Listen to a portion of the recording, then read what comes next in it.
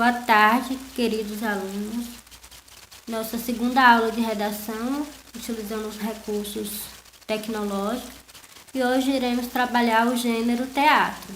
Capítulo 6, página 75 do livro didático de vocês, onde tem como título o texto teatral escrito. Iremos adentrar, iremos enfatizar algumas características do texto teatral escrito. Fatos. Então, o texto teatral escrito precisa conter fatos, a sequência dos fatos, A história, o que vai acontecer. Personagem, então, o teatro, a peça teatral precisa conter personagem, que são eles que irão fazer as ações, as falas.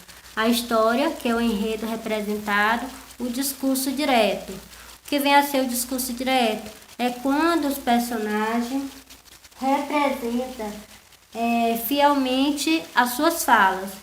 Ele está ali, ele está representando fielmente a sua fala. Precisa conter um lugar, um lugar específico, tempo. Então, dentro do texto teatral escrito, vai ter tempo, Precisa ter o tempo. Qual foi o tempo que aquela peça ocorreu? Quando o teatro é feito para ser encenado, então o tempo vai ser o quê? O tempo em que ocorre aquela apresentação do teatro. Precisa do clímax, que é o momento de maior tensão do drama, onde está o quê? A parte mais emocionante, que a gente chama de clímax. E as rúbricas, que são o quê? As interpretações de movimento, que dentro do texto teatral escrito não existe, o narrador. Então existe o que? As rúbricas. Então numa peça de teatro não existe narrador. Aquela fala que diz assim, abre as cortinas, a luz alta, aquilo ali não representa a voz do narrador. Aquilo ali representa o que? As rúbricas, as interpretações, os movimentos que os personagens têm que aderir, ou então a iluminação de onde está acontecendo a peça. Essa peça aqui é um pequeno trecho da vida de Galileu. Tem na página do livro de vocês, na página 76, onde fala quarto de estudos de Galileu em Pádua, lá na Itália. Noite, Galileu e seu amigo Sagredo, metido em grossos capotes, olham pelo telescópio. Então, esse trecho, vai falar o quê? É um trecho da peça de teatral A Vida de Galileu, do poeta teatrólogo alemão Bertolt Brecht. Então, esse foi o quê? O teatrólogo que produziu essa peça de teatro. E essa peça narra uma parte da vida do sábio Galileu. E a história começa com um cientista vivendo em Pádua, onde ele dava liberdade para pesquisar, mas ele pagava baixo salário. Então, isso vem contar toda a pesquisa de Galileu, a pesquisa dele. E aí, eles estão lá no quarto, ele e seu amigo estão fazendo essa descoberta. Então, essa peça, ela dá uma parte, como eu já havia dito, da vida do sábio Galileu, do italiano Galileu. E o instrumento que ele utilizava para fazer essas observações no sistema solar era a luneta, que até então era desconhecido lá na Itália. As observações no sistema solar, ele pegava a sua luneta e ficava fazendo suas observações. Então, essas observações em que Galileu fez em relação ao sistema solar, né? Ele chegou à conclusão que a concepção de Copérnico, né, era verdadeira, que no qual a Terra e os astros girariam em torno do Sol. Então, baseado nas suas observações, Galileu percebeu, né, que o Giordano Bruno, há 10 anos atrás, ele havia feito também essa observação, como ele era contra a concepção da igreja, que a igreja naquela época defendia a concepção de Ptolomeu, que dizia que a Terra seria o centro do universo. Então, como o Giordano Bruno foi contra a concepção da igreja, o Giordano Bruno foi morto na fogueira da Inquisição. Então, por isso que até mesmo o seu amigo temia, né, sobre as observações de Galileu, porque ficava com medo que poderia acontecer com Galileu a mesma coisa que aconteceu com Giordano Bruno, né? Iremos ver agora a origem e a função do teatro. Então, o teatro tem origem, né? Nasceu na Grécia. E dentro do teatro há 3 tradições clássicas. Que o teatro é o quê? Lírico, épico, dramático. Esse dramático está relacionado à ação, né? De dramatizar. Então, o teatro se encaixa nessas 3 tradições clássicas: a lírica, o épico e o dramático. Então, o teatro tem a função de quê? De divertir. O que vem a ser divertir? Fazer a pessoa rir, né? A pessoa se descontrair. A outra função, satirizar a classe política. O que é satirizar a classe política? É criticar, né, o momento, o que é que está se passando na política atual.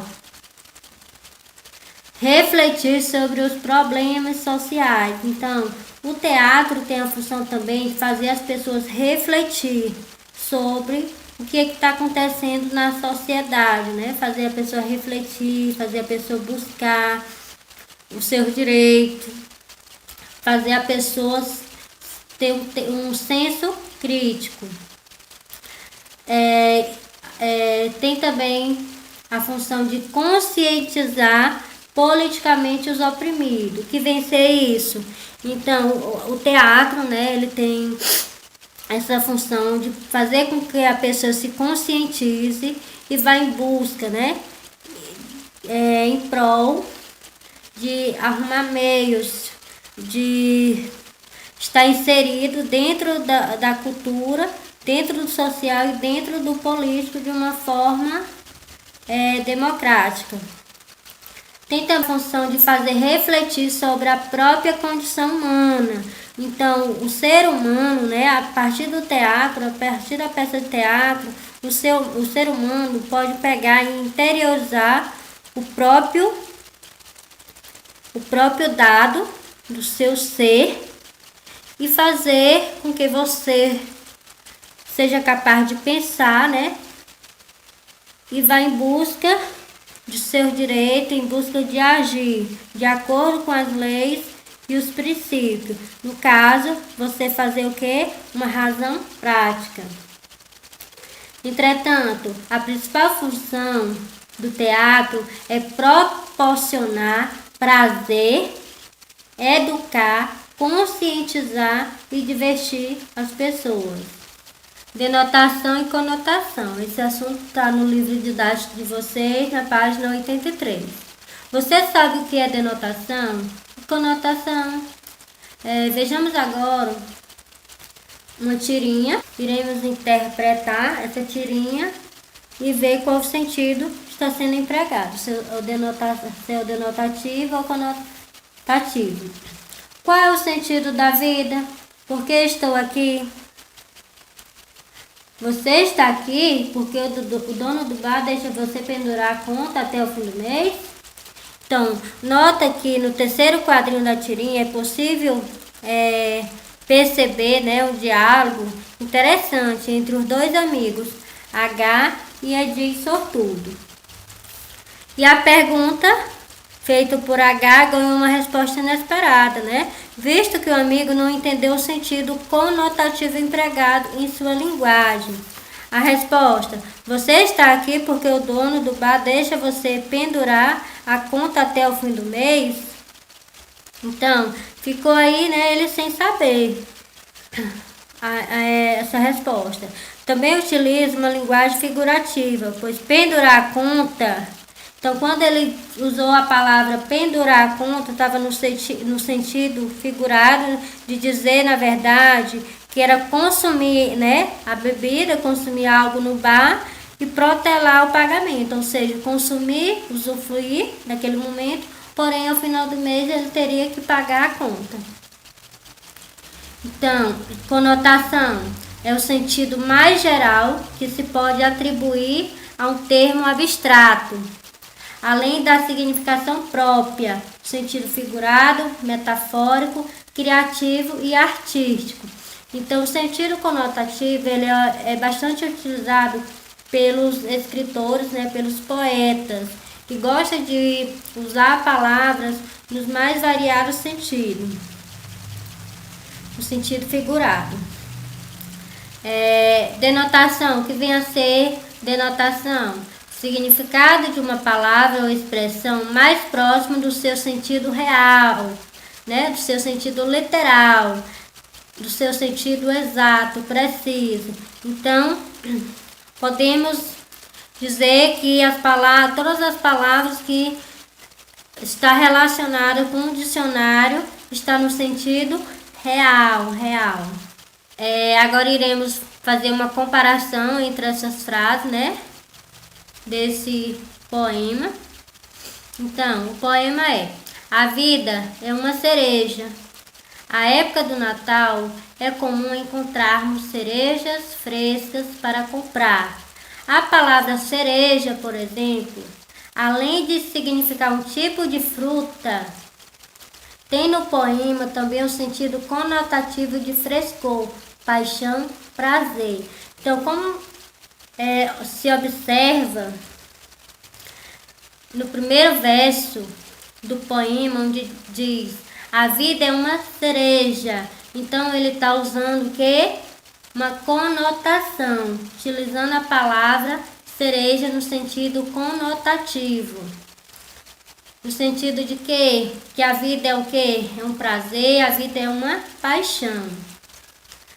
No terceiro verso, onde fala: encontramos cerejas frescas para comprar. Então, nesse sentido aí, a palavra cereja está sendo utilizada, né, sendo usada no seu sentido real, o sentido real da palavra cereja, né, que no caso aqui está sendo especificando a fruta cereja.